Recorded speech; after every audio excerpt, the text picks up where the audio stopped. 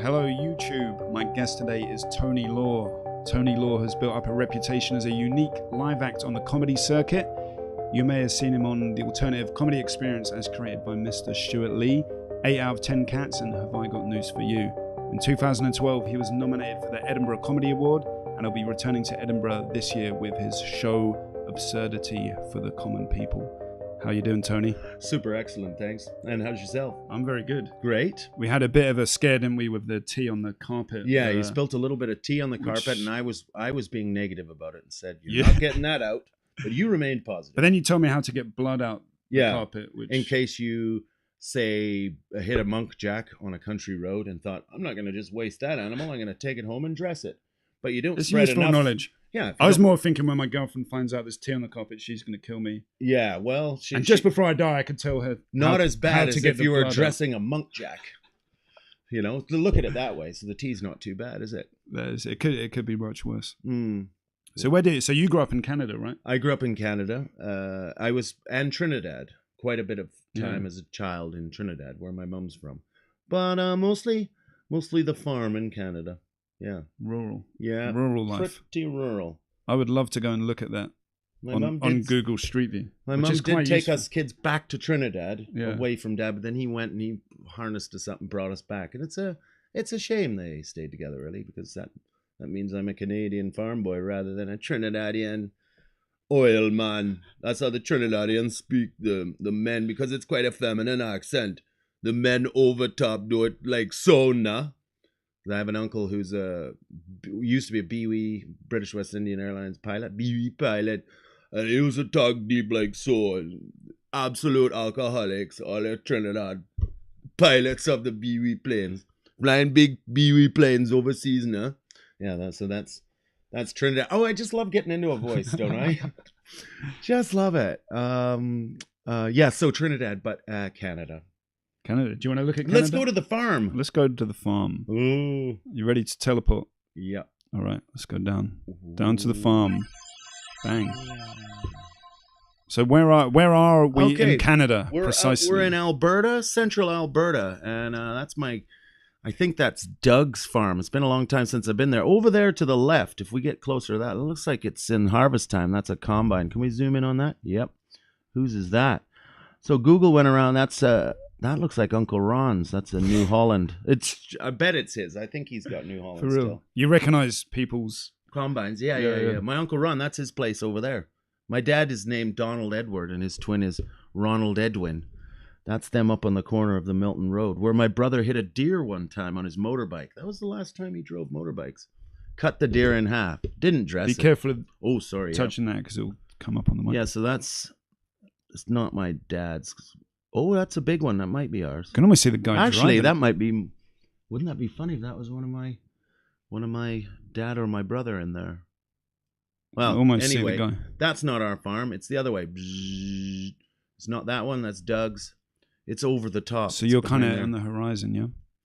Yeah, that's the Hilsebecs. It's actually directly over this farm. Can you go to the end of the road and then look back? Let's go down there. Let's go down there a bit and skip past Doug's place. Doug's my cousin. That's Doug Law. We're heading toward Ronald Law's. The Laws own a lot of the land around that area. And let's say at about here, if we turn to the right and look, that's our spread down along there. Is it? Over there. Down there, yeah. Is that us? That doesn't look like us. Go the other way again. Yeah, that's getting close. That's our swampy bit. Yeah, is it over there? There. In there. It's big farm, actually. You don't see it from there, but yeah. So that's harvest time, combining. Looks like a nice hot day. And when we were kids, I used to drive grain truck.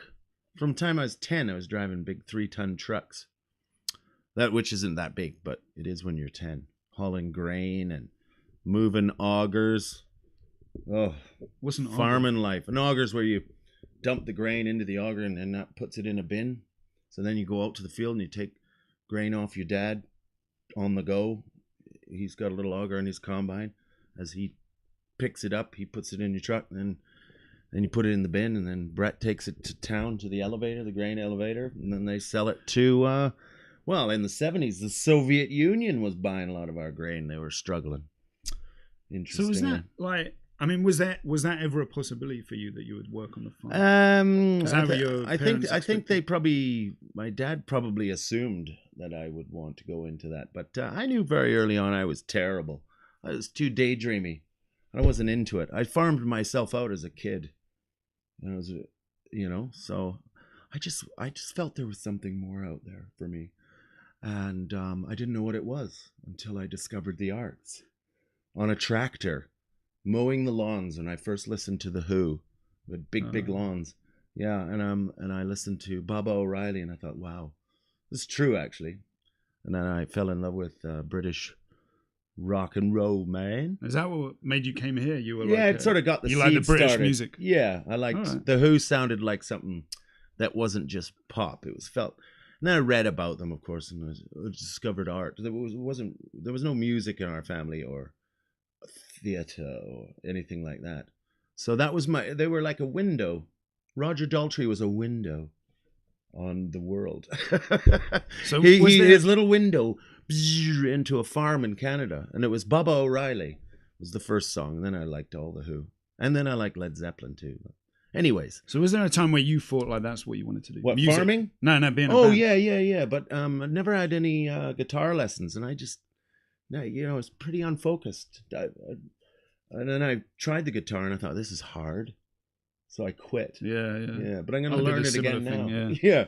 I thought this is too hard. And also it ruins the magic if you know how it's done. Yeah. I prefer to like look on and on. I had a guitar. I just thought, for me, comedy's the first thing where I've actually tried to do it. Yeah, same. Like the guitar, I got it and thought like, oh, I can't do this instantly. Yeah. I didn't understand comedy, you actually had to learn it. I thought like... Yes, you have to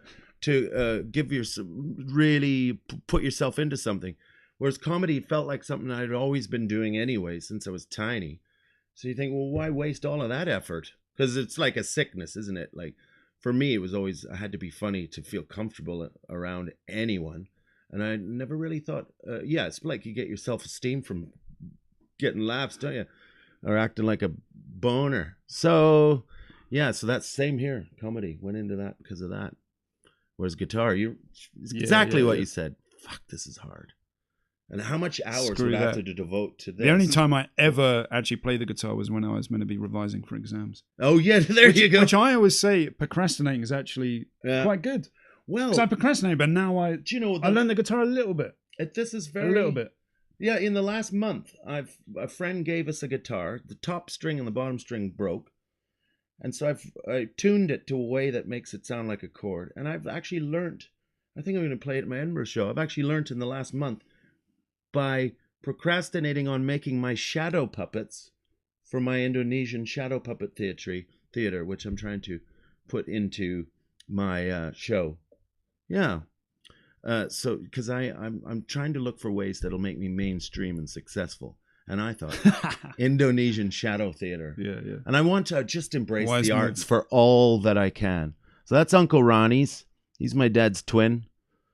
He's got a lovely family, but dad's farm's much bigger. But that's because my brother, my brother is the main farmer on our farm over that way to the right, way over there. But Brett is a very, very efficient, intelligent, hard-working man, and he's like taken our farm up a notch into the 21st century. He's been a lovely brother, actually. His farm's right next to dad's. It's virtually the same thing anyway. But me, no. And my brother would agree. It's not something Tony was very confident in doing. I worked in an abattoir as well at my first job, a butcher over in Red Deer. We don't need to go there. See, these fields on either side, that wasn't paved before. When they were covered in snow in the winter, and you drive your skidoo out into the middle and turn off the engine in the middle of the night, that was haunting. That's when I realized the universe was massive. And it really scared me. Oh, fuck this shit. For some people, that's like a sublime moment. But it was sublime. It was sublime and terrifying.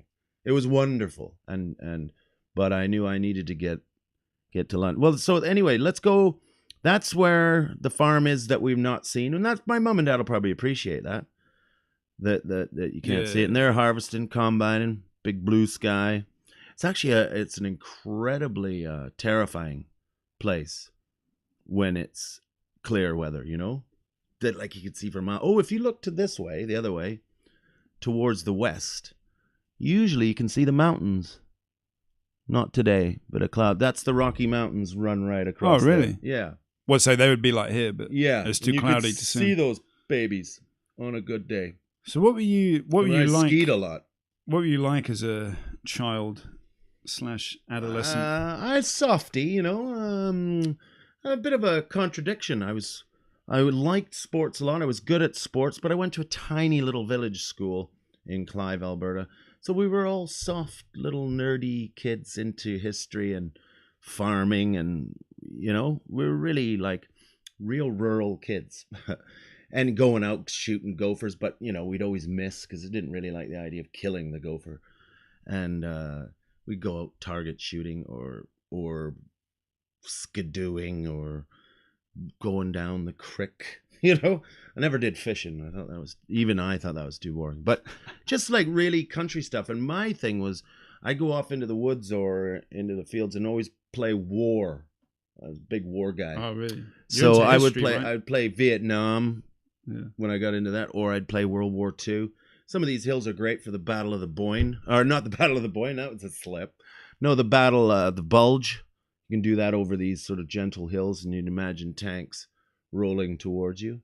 And when I was a kid, lots of the old farms that had been abandoned were still around, so you could go there and find really old cars. Oh, really? Yeah, so like and abandoned buildings. There was some economic crisis in the 60s or something like that, or 70s, and lots of them went bust. And they left behind old houses and stuff. You go in there and look at their stuff. Yeah. Yeah, that's fun.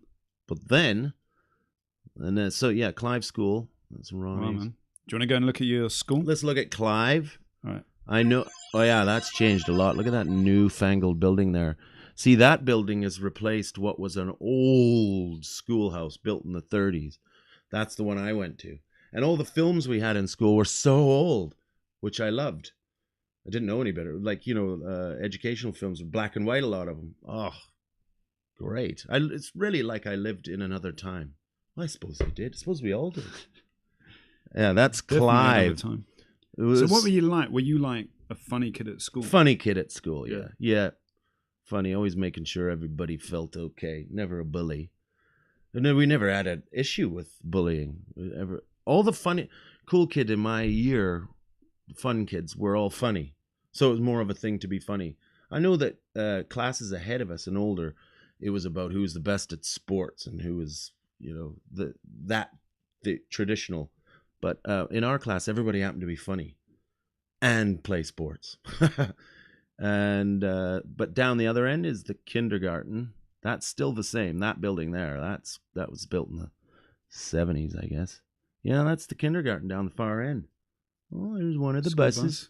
Bloody school bus. That reminds me. Danny Graydon used to pick us up. We're about 5 miles behind that bus where our farm is. 5 to 7 miles. And he used to pick us up first in the morning at like 7. Drive all the way around an hour later. Arrive at school at 8.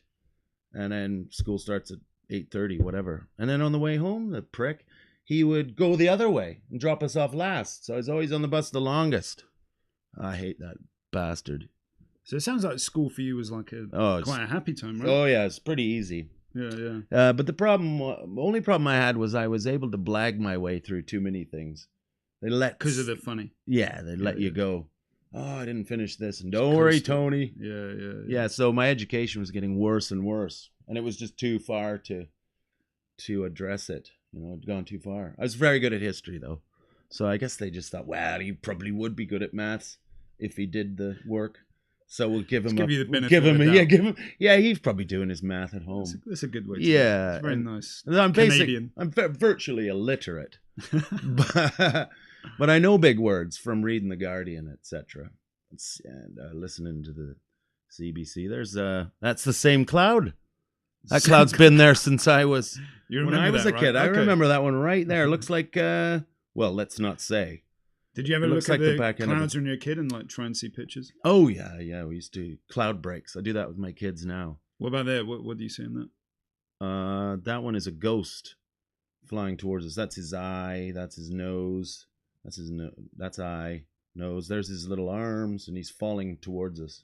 There's his chin and his tiny little body. Where do you see? I mean, now it's changed. There's a fist going towards. Oh yeah, like that. Yeah, it's very cartoony. Okay. So what?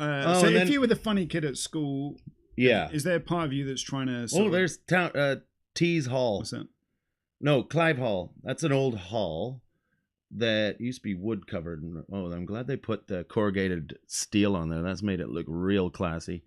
But my parents had their 50th wedding anniversary. No, 25th wedding anniversary in there. And I did a gig. I was 17 and I roasted my parents. And I was doing impressions of my dad and my mum and had everyone laughing, all the locals in. Apart from my Uncle Cecil, or Cecil as we say here. It's disrespectful towards his parents. Any kid of mine wouldn't talk like that in front of about his parents. And consequently, he's got more alcoholics per child than my dad does. Dad just had me. But he had about 3 of his kids. He just ruined his boys. So that's the trick. That's the trick to parenting. You've got to let them roast you, right? Well, just be nice to them, yeah. Now, I think Doug does well. He's a farmer. But Arnold had a tough time. Anyway, let's not go into Arnold and Gary. So do you want to go to the next White place? Indian? That's what they used to call. I know that's not very nice to anyone. Hey, is that whose house is that? That's the Bells. One of the Bells, right in front of the school. That looks like a cartoon house. Yeah, that's like a child would draw. Yeah, the front's over there. Anyway, let's go out downtown. We used to build barriers in town during Halloween. That was fun. Look at this store. How old it is. To go a bit further. Yeah, is that the store? Look at that. There's that one. Yeah, no, not that's Village Foods. No, that one. That one over there. Is that the hotel? Now that might have been where my granddad. Yeah, out the back of that. My granddad Alf from Northern Ireland. He only had horses and he didn't have any machinery or cars because he would drink all his money out the back of that. And he'd go into town and he'd have all his kids underneath a tarp because he's embarrassed about how many kids he had. So my dad would just like go. So my dad was raised by Alfie, who wasn't the brightest fellow. That's because he was a terrible old-fashioned drunk. But he probably had post-traumatic stress like they all did from World War One. Mind you. And he had loads of kids. He had 7, just 7 actually. Yeah. He was one of 25. But he was embarrassed about having 7 kids. Yeah, and then he had a brother who was doing really well in town because they had a car and a thrashing machine. But anyway, my dad, all of his kids worked very hard and became quite successful. And Dad bought the farm Alf lived on and let him continue living there because of Grandma, Gertie. And so Dad sort of saved him a bit from whatever. I caught him drinking his moonshine out behind a well once. It sounds like it's out of a fucking film, doesn't it? And our granddad, "Oh, Tony, don't tell your dad. Don't tell your dad." And I was going, "About what?" And why, Dad, why does Granddad drink from plastic pails out behind his pump house? And yeah, so then it's only in hindsight I realized he was drinking his own hooch with some of his old reprobate friends. That he had made himself. Well, one of them had made, yeah. Just getting blind drunk. Then Dad, I did tell Dad, and that was the end of his drinking. I'm not sure what words were had. He's about 80 by then, though, so so it's time for him to shape up. Grandma, she definitely quit drinking. I remember that. So yeah, we've got a little bit of it in the family, actually. You're either a hardworking success or a bit of an alcoholic, and so I'm in the middle now. Surfing that middle ground. Yeah, I'm. No boundaries. Well, you can have phases. Look, it's small, isn't it? Now go left. What's that? There's the Robinson store. It used to be. Let's see what it is now. Is that? Oh, go back. Morton Block. I don't know what that is now. Used to be a hardware store. All of this looks vaguely cartoony to me. Yeah. I feel like I'm in the set of like well, a they Wild painted West. that up. Yeah, it's. Oh, there's the rink. Outdoor rink. It's not changed that much. Clive, yeah, an outdoor hockey rink. Look at that.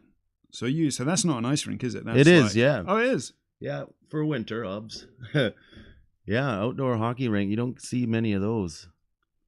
That's some sort of, don't know what that is. That's new. Did you ever get into the hockey? I mean, that's I played massive hockey. in Canada, yeah, from about 4 and 5. You do figure skate until you can skate well, and then I played hockey every year, every winter, every year till I was 16, 17. That's when I discovered, when I got my license, discovered the ladies and the booze and the sporting career. I was quite a good hockey player. Often go hand in hand. Yeah, and the hockey career, as tradition has it, went the way of the booze. Because you combine your humor with this new alcohol stuff, suddenly you can be funny, like super funny, all the time for a time. And the hockey suffers. But So that's not before I so I played hockey every year, and I played baseball in this town. Actually, if we go back the other way, down the end, and turn at the bottom, and we look to the right, there's town hall on the left, past that. Yeah, there should be a baseball diamond. One more click, and then over to the right. What's that? Over there. Over there. Oh. Go back. Yeah. Oh, can you get through those trees? Behind the trees, maybe. There, what's that there? Oh. Yeah, that's a ball diamond. Yeah. This thing. Yeah, that's baseball. There's the grandstand out the back.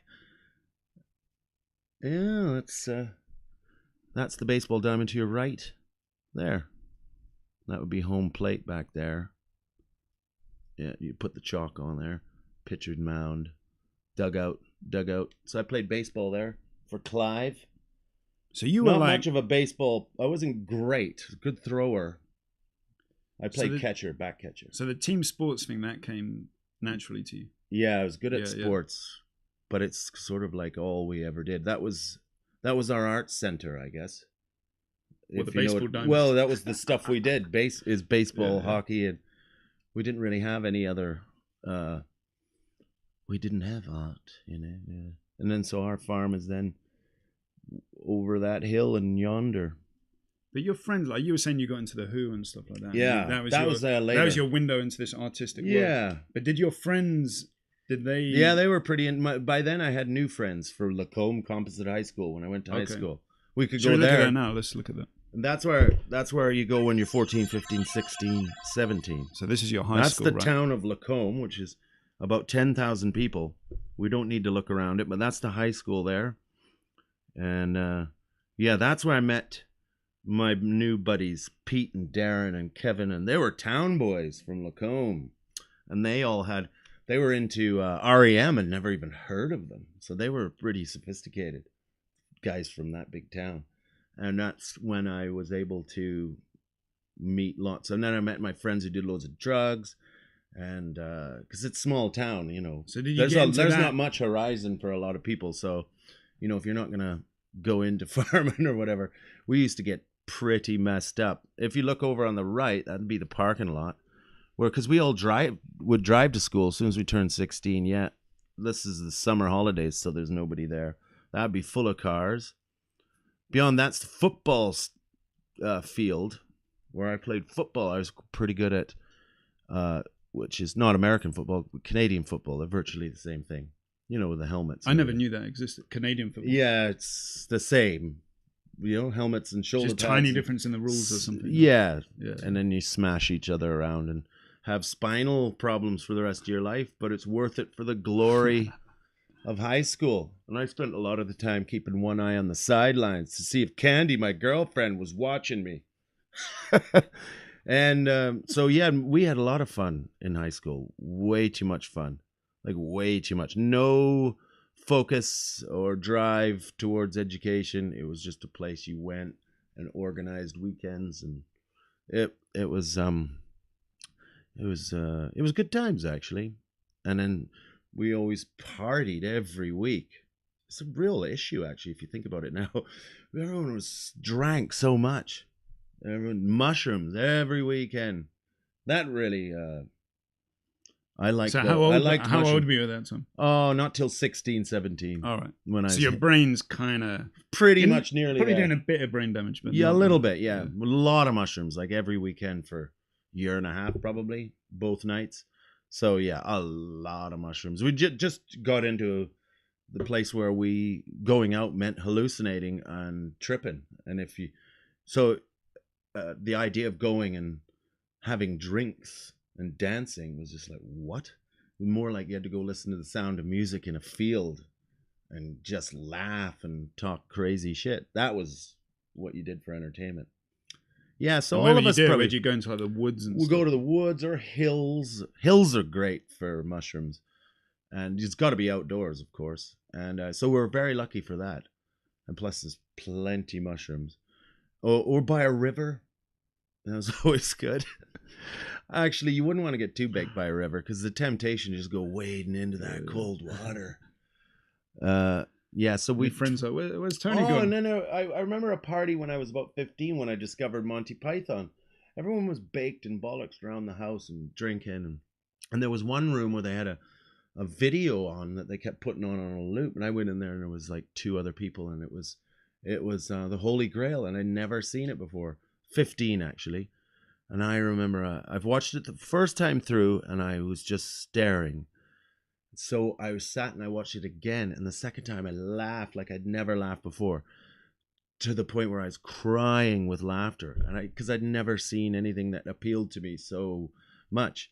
And it actually was profound, you know, like I remember it so well. It was like, it made me, at the end of it, I was sad. I wanted to cry. I was so touched that there was something I liked so much. And that was because it had history and I memorized it, of course, but it really was profound and meant everything to me watching the Holy Grail. And then luckily my friends when I was in high school were into it too. And then consequently mushrooms lends itself to that sort of thing. So that's where it all sort of started.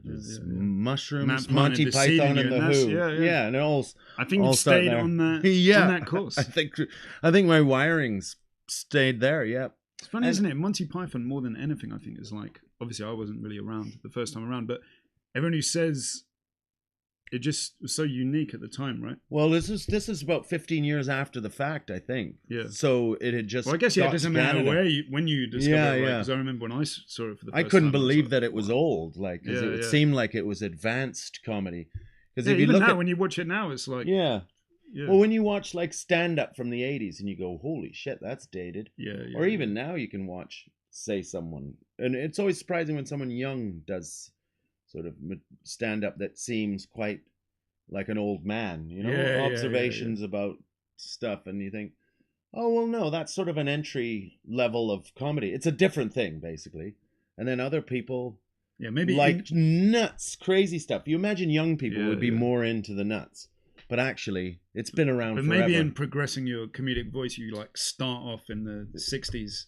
Yeah, maybe. Yeah, and then you like progress. It's so wonderful, and I purposely will not try and watch any too much of Python. Like I treat it very respectfully. So like I will wait until there's a special time with my son and my daughter to watch it. Or like Anchorman became a real family favorite when Daddy inappropriately showed the children when they were about 5 and 6. This is one of the things that made me think I need to stop drinking, because that's a poor decision. However, that one's got a happy ending because the kids, Anchorman, Daddy, I want to watch Ron Burgundy, and so they love that. But I won't watch it again until they're. But anyway, Anchorman is seamless from. So you got your Monty Python growing at the same time as, say, Steve Martin over in the States when he was huge as stand-up. So that's mental. Then you got Saturday Night Live, and they're doing some mad stuff. So there's that thread. And I remember the voice I used to do, a comedy voice, was an impression of Steve Martin. And then I went traveling around the world and stuff, and all of a sudden Will Ferrell came out of nowhere, and he was doing the same voice. Yeah. It's like independently, that voice was in. He's older than me, but it's still that voice from the 70s that was around in the 80s. It's the same voice. And then when he does things like Odin's fin bone, or when he. Yeah. I hear. It's all. To me, it's all a group of things. Yeah. There's only so many like archetypes, right? Yeah. And I feel like I'm in that one. There's different people that. Yeah, because someone says, "Oh, you remind me of Will Ferrell once," and so then I didn't see it, but then I see that we probably come from the same background of what you're interested in, type deal. Yeah, and Steve Martin, his stand-up is great. Okay, so that's Lacombe Composite High School. Came out of there with no idea what I was going to do. It definitely wasn't professional ice hockey, and it wasn't professional football. That went by the wayside. Should we go to where you're living now?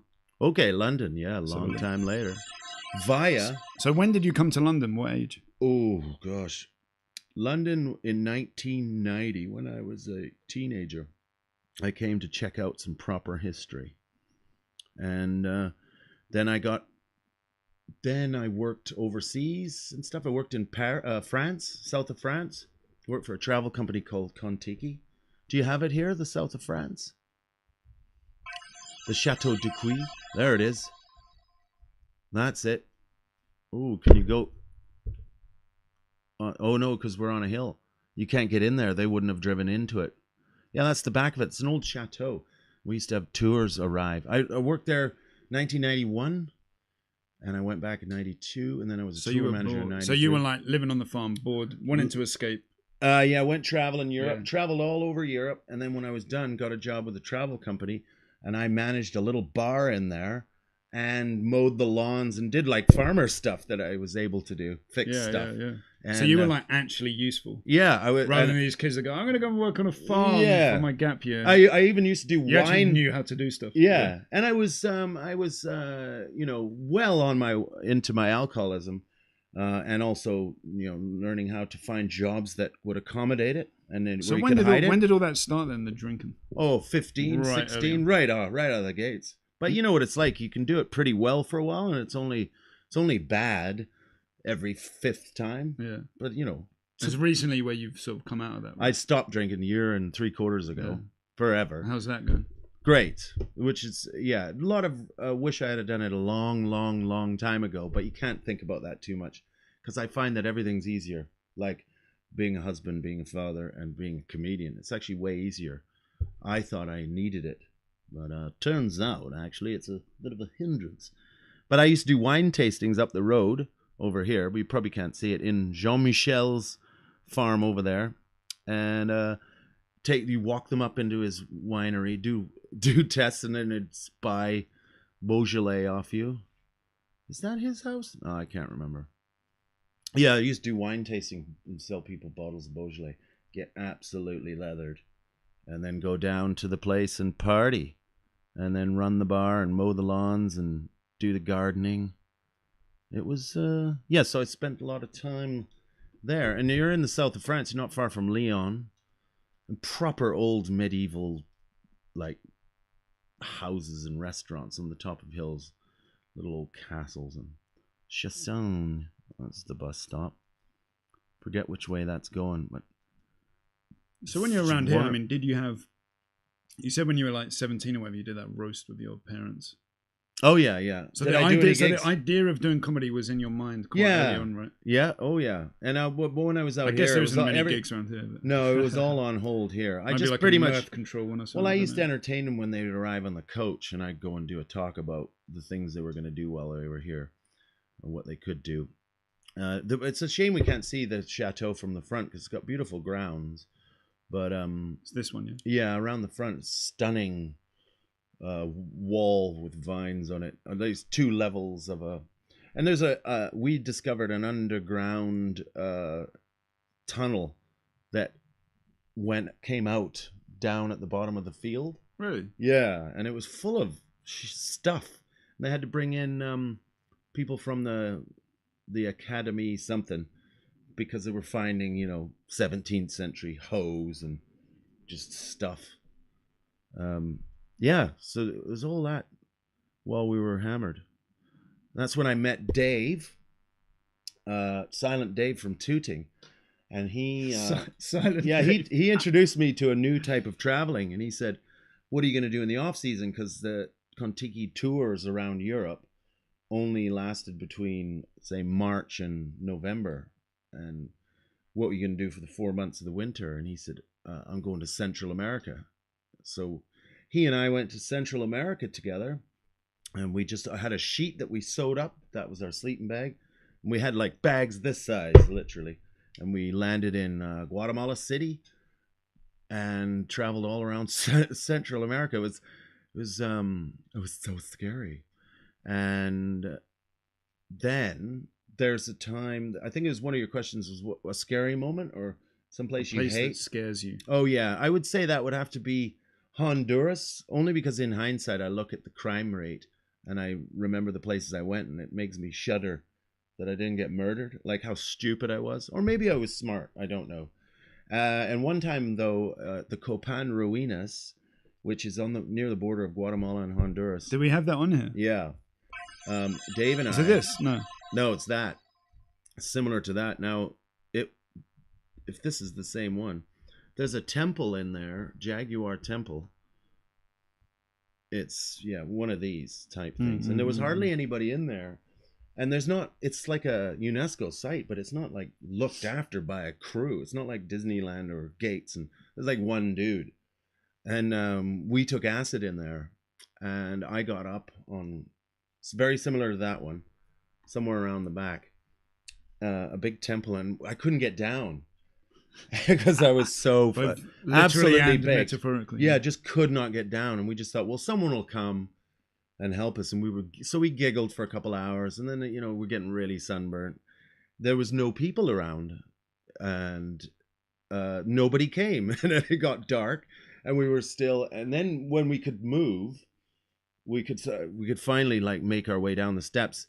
It was too dark, and so we stayed there all night. It was terrifying and cold, because we wanted to wait till it opened up again, and then we could get. We didn't have anywhere to go anyway, so we spent the night there, and there was quite a lot of nightmares about jaguars and snakes and 18 Rabbit, which was the name of a Mayan king. Who we were reading inscriptions about him, and I kept dreaming about 18 Rabbit. It was absolutely bonkers. So that was a scary place, but it was in hindsight safer than anywhere else in Guatemala. It was in the middle of a jungle on a ruin. Yeah, probably protected by some sort of spirits there. Yeah. Oh, there was definitely spirits. If I had any other religious beliefs at all by then, which I doubt I did, but if I did, they were gone. Because I was purely into the Mayan way there for a while. Were your parents religious? My mum is. Yeah, she's a bit thick. Oh, no, don't say that. No, my mum is. But my dad's not at all. So, not really. No, mum keeps it to herself. And she likes Donald Trump. So there you have it. Oh, really? Is there a correlation? I don't know. And how do you talk to her about that? No, I try not, because it makes me too angry. Yeah, and they were banging on about they hate Justin Trudeau. Oh, really? I'm like, Jesus Christ, he's like the coolest leader, and Canada's so proud of him. It's like, finally we got a guy everyone wants to know, and they hate him. Ever since Fox News started broadcasting in Canada about 15 years ago. They started turning to the right. Brainwashing people. Yeah, and now I can't even be ironically right-wing, because I make myself, I think, I can't say that, makes me angry. Because I wanted to play that alternative to liberal, whiny liberal fuckers. Yeah, I wanted to play off of that. To poke fun at people being snobby. But I can't. But then I just hear my mum say something about I know you're saying Justin Trudeau, and I think, oh no, I don't want to prop that up. Yeah. Well, the reality of what's happening in the world now, it's like the stakes are too high to. Yeah. I know what you mean. Yeah, but both extremes, it's kind of irritating. But yeah, they were both irritating. They're both the problem. And then, and with a Trinidadian accent, she gets away with saying horrible things because it's so sing-songy and it just sounds so, You can say anything. She says, when she gets angry and. Shit, man, that's shit. She says really nasty, evil stuff about people, but you kind of let it go because it's Trinidadian. It's like, stupid asshole, and it's like really venomous and hateful, and you think, whoa, dude, that's my mum. But she gets away with it with melody. Yeah. And so that is Trinidad. There is. So that's where your mum's from. So yeah, how did your mum? Trinidad and Tobago. So this is Maracas Bay. When did she come over to Canada? Well, my dad went to work on the oil rigs out there. That's not Maracas. That's Tobago. I believe that's Tobago. Oh, this is Tobago. Where we used to go on holidays, Pigeon Point, where the Trinidad locals would go. We'd fly over to, like, it's a 15-minute tiny little airplane. It goes. So they like Tobago. 2 islands. Yeah. Yeah. All right. Trinidad's the big one, 100 miles long, 40 miles wide, and Tobago's like 8 miles long or something. Tiny. Yeah. And that's Tobago. That's near Pigeon Point actually, and you'd have snow cone and a rum punch and ting. There's a lot of drinkers out there as well. Trinidad, all of them. Everybody. My earliest memories of childhood there is of the sound of ice clinking in glasses. Oh, really? Just, it's hot.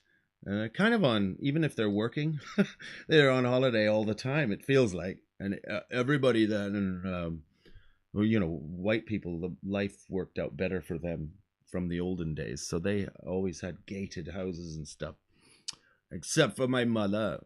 But anyway, just drinks. It seemed drinks time all the time. And I used to drink Coca-Cola with the ice clinking in it to be like that. Anyway, lovely. That's Tobago. How do you go? Oh, yeah. But how do you move it to the side? Oops. So if you want to travel? Just go to the left a bit. I just want to see exactly. That's some warm water, that is. Yeah, no, maybe that's Pigeon Point, I think. Silhouette. That's some... That's nice. Yeah, that's... Do you know these guys? Or? Yeah, that's Desmond and Eugene. Tobago's a very safe place. Trinidad, because of old Pablo Escobar and the Colombian routes of transporting cocaine, started to go some of it through Trinidad as well. Oh, there's my auntie. That's Auntie Mary. No, it's not. She wouldn't like me saying that. But yeah, go to Mayaro. No, Maracas. You've got Maracas Bay. Maracas Bay. That is. Oh, I know where it is. There's Maracas. Maracas Bay, Trinidad and Tobago. So they don't get many tourists in Trinidad because they got oil money, offshore oil, which makes Trinidad a great place because they're not really trying to bring in people. This water doesn't look it from here, but it's rough. That's the Atlantic out there, and that comes in, and man, it sucks you out and smashes you against the water. And look, there's no people there, just some local fishermen. And that's so nice. Yeah, and we used to go down there to the beach. My mom would always make us burn really badly because she's always embarrassed about how white I was because of my Canadian Irish skin. So she was really, really brown. And you'd have shark and bake. They'd catch shark and then they'd butcher it up and eat it in a bake. Oh, really? Actually nice. Salty as shit. So how is it for your mum, like being in that rural she hated farming community? Yeah, that's probably. I mean, was she? There must have not been. She went mentally ill. Yeah, outsiders, right? No, and they were not very pleasant. Even really? Canadians were racist towards her, even though she's a white person. Yeah. There were redneck, especially when she went out there in the early '60s or whatever it was. Real rednecks, and just never met anyone like her. Yeah. And I imagine made fun that she lived in trees and all that. Yeah, and she just hated it, especially the winter. So yeah, she was super depressed because my 2 eldest brothers were brought up their first 3 years in Trinidad when Dad was still working on the oil rigs, and they would of course had maids to do the baby work, and so they were. Then my mom, when I was born, it was in Canada in the middle of winter. And then she's suddenly in the middle of nowhere without her mom and dad, looking after a new baby and 2 boys. And I think she was a little bit sad about that. And then she never really recovered. She still hates Canada. Probably that's why she hates Justin Trudeau, because he's Canadian. But they used to go back every year, though. So I don't know what she's complaining about. She'd go back for the winter for the last 25 years, 30 years. Trinidad. But I think, my wife and I went out there once to visit family. Yeah, nice. And how do you feel? Do you feel a connection with it? Yeah, I do sort of. Trinidad, yeah, definitely. It's in your DNA in a way, you know, family and just memories and stuff. And I sure like pepper sauce and roti. Yeah, you can't get good pepper sauce in Canada. Can't even really get it in London. You got to have a relative out there that makes it. You want to have Chardon Benny and pepper sauce? Probably know them. Probably It's a real like cartoon, like the hell she's is about to go. What the hell is this damn lager? Nah? Shit, man. Yeah, I've got some cousins who could be that dark. Everyone mixed. Yeah. Ooh, shouldn't leave that there. Not in Trinidad. That's dangerous. Right. So let's look at what else we've got here. There's the stand. Oh, the stand. So what was this? This was your... Well, I was going to give up comedy in 2009. I thought, because I was terrible at jonglers and clubs like that, or average at best. And I just thought, but I know I'm funny. This is bullshit. And I felt sense of injustice. So I phoned Tommy, the deputy leader of the SMP at the time, who was a friend and used to book me, and I used to do well at his club because it was kind of alternative-y enough. And I said, have you got any slots for Edinburgh? And then he said, you know what, Tony, for you, I've got one at 7:45 at night, so that's a hot spot. Prime or time. Noon. And I went, fuck it, I'm going to take the noon one. And so we went up, and I eliminated any ideas of failure by just going, it's going to be noon, no PR, nothing. So it doesn't matter if no one comes. And in between that decision and Edinburgh, I got an advert. I had grown my beard. I was going to just give up on life. I'd grown a beard 2009. I was at Virgin into 10. And got a job as King Arthur for the Sky adverts. And that brought in a bunch of money, which meant, I can keep going for another year. And so that's when we went up there, did the stand, and on that turret right there, that one there, stand 2, and I did, first show was one person, 2 friends, and 2 journalists, the reviewers, and they reviewed it, even though I had one person in. Can you believe that? Steve Bennett, he reviewed it and put out a 3-star review. Yeah. He gave it 3 stars, the show, in front of one person. It was 3 stars, was it? Surprising. For fuck's sakes, it was 3, huh? So you think, so the 3, you didn't do that to help me, did you? Because it's fucking 3. And there was one person, so that didn't change. Oh, well, anyway, he's since gone on to give me better ones. But actually, I wouldn't know. I don't read them anymore. But then that built through word of mouth. And it started building up excitement. And then one time there's like 20 people there. Then Sarah, famous Geordie Milliken. She came and did this newfound Twitter thing. Said, Tony's Lost Show's loveliest show. That brought a few more people in. Then Tim Minchin liked it. Comedians started to then all go, and then they would all do their tweets. And then it filled up, and it sold out the last week and a half, and we had to put on some extra shows downstairs. Did it again the next year in the turret, but halfway through we moved it to downstairs because it was doing so well. That was 11, and then 12 downstairs again. Yeah. So that was basically, that's my stand story, and I'm going back there to that basement one again, 150. So that was a true old-fashioned gritty strength to strength, because TV, I only really started doing any TV in 2012, so I had already done it off the old kind of building it up way, and then I got some TV for only a brief window. And what changed in you as a performer when things started to pick up? Because you've gone for a few different styles of comedy. No, right? nothing really. Only thing that changed was the attitude of believing you're good and just, I know I'm funny, I'm just going to do it. And if someone doesn't like it, it doesn't matter. I'm not going to worry about them. Just that. It was just attitude. And then do whatever you think's funny and try and not put pressure on yourself to do. So and then, I learned the steel drum for 2012 show. I didn't really learn it, but I taught myself how to play it enough to do stuff about Trinidad. And then I did a trombone one year, and then or I did puppets once. Made some wonderful, so always try and put some random crazy thing in. I should do that, and then do some stand up, and that got me bits of TV, which helped. on tours and stuff, but then I managed to probably balls that up by, not being whatever. But so it's been building it back up again the last year and a half. So that's why I'm going back there, get some of the old vibes. Yeah. That's the stand. And we had nothing. Like, it just literally word of mouth. But I went on at noon because we had new kids.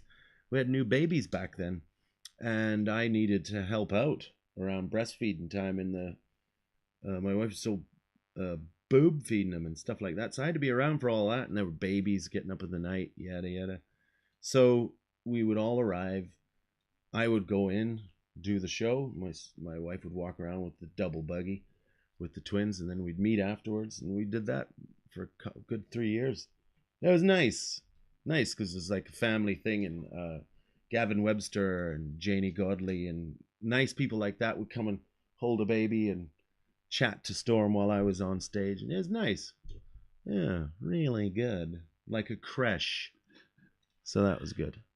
And how do you deal? So it sounds like you don't put too much pressure on yourself in Edinburgh. Like you're saying you don't read the reviews. Not anymore. You can't totally separate yourself from the pressure. No, I try to, though, because I get so disappointed. Especially if it's someone who, well, there's just so many reasons to get disappointed. If it's a really nice one, people are allowed to tell me. Because there's nothing to be gained from someone who's just started reviewing. Maybe this is their 10th review, and let's say they've been going to comedy for 3 years or 2. Like, what are they going to teach me about what I do? Nothing. But if they say something really nice, well, then that's only going to build my confidence. But there's some kids who might be like 22 who's been watching comedy since they're 14 and they really know their stuff. They'll always inevitably like me. But you know what I mean? If it's someone who's from a different discipline comes over to comedy, and then I don't need to know what someone who isn't funny themselves thinks. Like, oh, because I've had the odd one like he doesn't do it right. It's like, for fuck's sake. Anyway, that's the whole review. And then but then there's old reviewers who review for big newspapers, and they think that some people are just the most groundbreaking thing ever, when it's basically just the exact same type of stand-up comedy, but the subject is, I don't know, some left-wing opinion. And they really like that, because some people like to be fed their own opinions back at them. With that, some people just have their boxes they want ticked. Yeah, what do they call that? Confirmation bias. Yeah. And people really want to hear their own opinions back at them, made mildly amusing. Oh, and then they laugh really loud at the mildly creative point made. Fuck that. I don't need them coming in. No, but there's enough.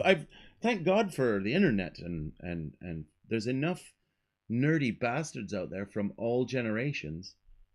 You just have to find them. It's simple as that now. They're out there. And when they all come to your show, there's no better feeling in the whole world than, there's a couple there that are like 60 and their kids have grown up. And then there's a family with little tiny kids. Then there's a bunch of hipsters. And all of them have one thing in common, is they like a bit of silly craziness, or they're just, and usually really nice people. Seems to be. I don't seem to get many pricks. I think I'm the biggest prick in the room anytime a show's going on. Yeah. Oh, what a lovely, warm. Now, And the wood. What were you going to say about the woods? I go to the woods a lot with my dog. That's my therapy of a morning. Clear the mind. Pick up some sanity for the day. Talk to the trees. Talk to the dog. And boom, you're off. It's my ideas generator. Actually, the place I generate the best ideas now is mowing my mother-in-law's lawn. Oh, really? Sounds like a euphemism. Yeah. Oh, look at that. Yeah, I know exactly where we are. This is middle of Highgate Woods.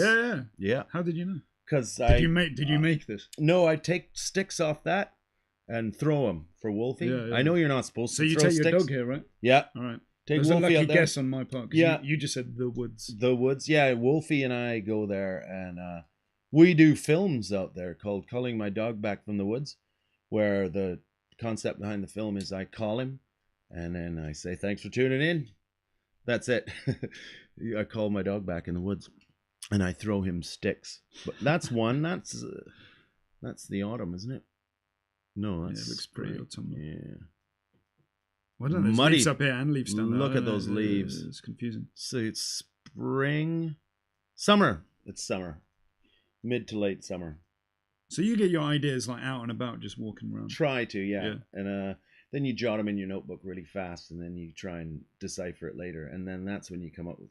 You must find this, don't you? Come up with stuff that wasn't the original intention. Oh yeah. That's great. Yeah, most of the times when I write a bit, it ends up being I lose the beginning bit and yeah. bit. That's the best bits. Yeah. And you can tell that when you're watching someone like Sean Locke's bits. You think, I know where you started out with this, but there's nothing like that anymore. Because you can see the mind going, I'm going to write something that really appeals to a lot of people. I try and set out with that idea. I'm going to write something that's really appealing and it's going to get me on Live at the Apollo. Yeah. Then it ends up going somewhere else. But you got to do what you think's funny. And I think there's people out there who need it, who need what we do. You know, I don't need already what someone's doing. Michael McIntyre's already doing it better than most people could do it because he's fantastic. He's a great clown. So I'm not going to touch the subjects or do the things in the same ways he does because he's already got it covered.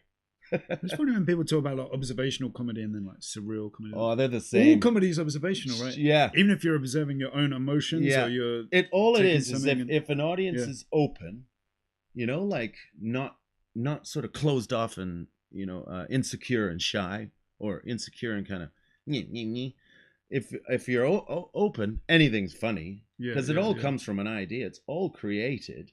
It's all exactly what you said. It's all observed. It's observed from your head. And just because it's about the Franco-Prussian War, and also my stuff isn't really surreal. It's just done in a different way to some, but it's all funny. Yeah, and I always find it funny how when people talk about observational stuff, that is seen as like the most mainstream style of comedy. But it's weird when I watch someone like Jerry Seinfeld or something like that, to use like that's like a really pure example of that. I always think like it's weird how that style became so mainstream because it's so like zen and like in a way. Yeah. In any other art form, like the idea of like the mundane or something is like quite like highbrow. Do you know what I mean? But it's not highbrow. I think do you hear what I'm saying? It's considered the lowbrow. Yeah. The observational, which it shouldn't be. It's considered that way, but it's quite like it's considered that because they make a lot of money. Yeah, maybe. I think because like Jimmy Carr does his jokes and whatever, and it hits a lot of people. A lot of people are able to just dip into it and dip out. You know, you don't need to invest anything to go to the O2 and hear that. You know, it's kind of feels like you just go along with a smile. Yeah, you know, there's no extra effort on your part needs to be done. Yeah, it's interesting that. When really, I think, you know, you look at Monty Python. How did they get so big in their day? It was fucking nuts, wasn't it? Like, or were they big? I don't know. It's really because they were like they were really good. I mean, we're still chatting about it now, so they must. Yeah, they must have done something right. Yeah. So I think we're almost. Oh, what was this place? Lacombe Arena. What's behind you there? Oh, this is Lacombe. Yeah. What's through there? I think you said you wanted to go here because you used to play in the fields. Oh, I see. Yeah, no, it would be near my farm when there's lots of fields, but we couldn't find it. That's high school. Actually, that is over to the right. What is that? Is that the football field? Yeah, that's where I played. That's where I played the fields behind those trees. Oh yeah. Football. Yeah, that's it. You can see the painted lines. I mean, here's something. Go in there. See if it'll let you in. It won't let us in. Yeah, that's in the season. Just getting ready. So what? Here's a nice way to round it off. I mean, if you could, like, we've looked at all these different places with all the different memories, but if you could go back, it's a bit corny question, but I like doing it. If you could go back, like, if you saw a young Tony walking along here, and you could give him some advice, what would you say? I'd say to him, quit drinking right now, and just go through it, and you will just don't do it, and you'll see that it's all right, life, and you will be able to apply your talent from now, and who knows what you could do. I'd tell him that. I'd say, don't think that's what you need to do. That's what I'd say to him. Yeah, for sure. Oh, it's a bit serious there, isn't it? You're allowed to be serious. Oh no, and I'd tell him, keep up the good work there, buddy. No, I don't know. Keep up the good work. You're doing great, you know. And you look good today, son, I'd say. No, how old am I walking along there? Like 15, 16. Oh, still the cocky, full of life. The big man on campus. Funny. I never knew you were a Fit. jock. That's something I wouldn't have I was expected. a jock nerd hybrid. Yeah. It didn't matter in Canada. Right? There's no distinctions. No, right. There was in the grades above us. It's like but comedy not our style. grades. No need to define yourself. No. My friends were nerds and not athletes, except me and Darren were athletes, but also nerdy. Like, all of us were smart.